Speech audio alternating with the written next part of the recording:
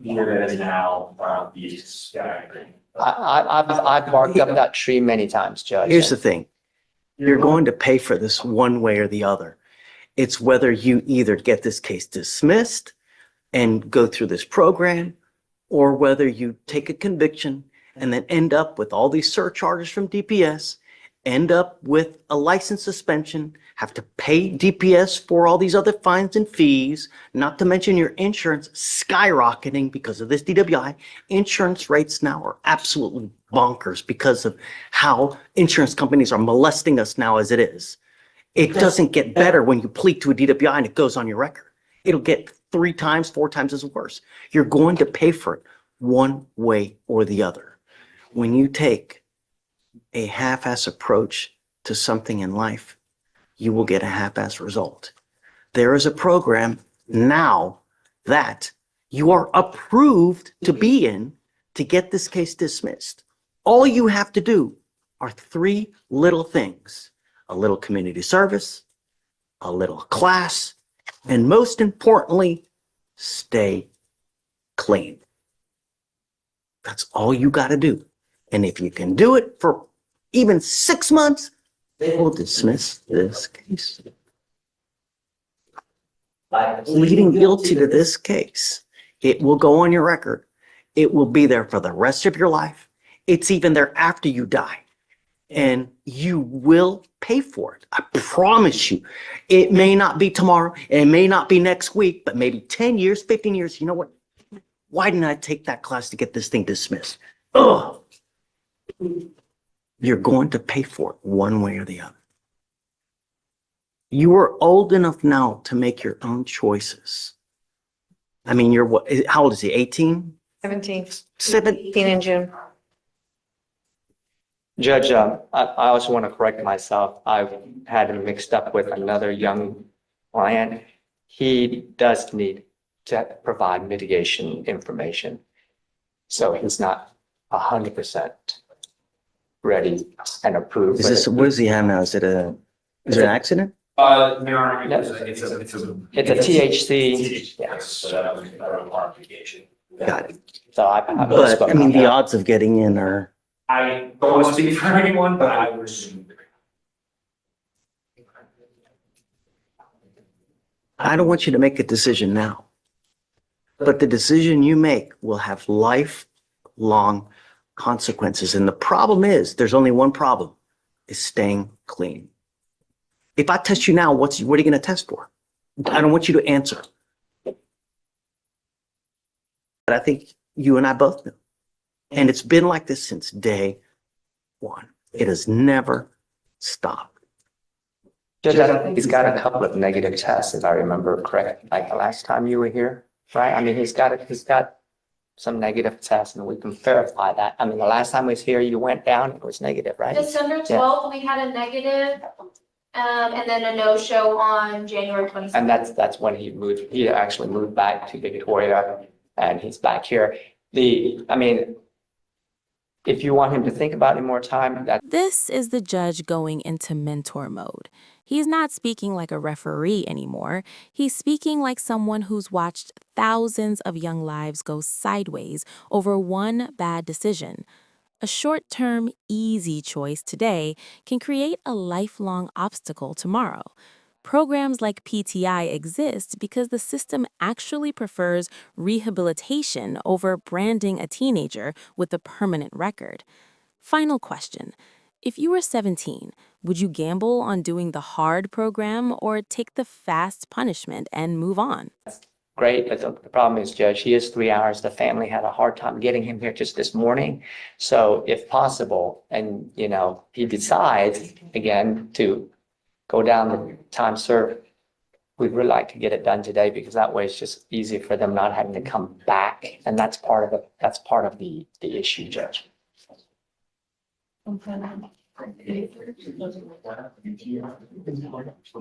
You are the master of your own domain. I'm telling you, it's the dumbest decision that you'll make now regarding your life. Because once you end up with that conviction, it will be very difficult to get a job. You will have to explain it on every single application that you apply for anything. Job, apartment, school, to get a license, to get insurance, every single application that you will apply for whatever it is in this life, you will have to sit and explain for this, and it's going to close a lot of doors. I'm telling you now that it is not a wise decision to do. I'm telling you not to do this, but if you want to, far be it from me to stand in your way, but I'm telling you, it's not a good decision. Judge, You guys go talk and see what you want to do. The family. I will give you more time if you need more time. Absolutely. Really, I think that you should get into this program to try to get this case dismissed. That's it. But you guys tell me what you want to do. John, if you want to do the time served, you've got my blessing, but It's never me, Judge. I just want to make sure the family and he understands every single word that you just echoed that I echo.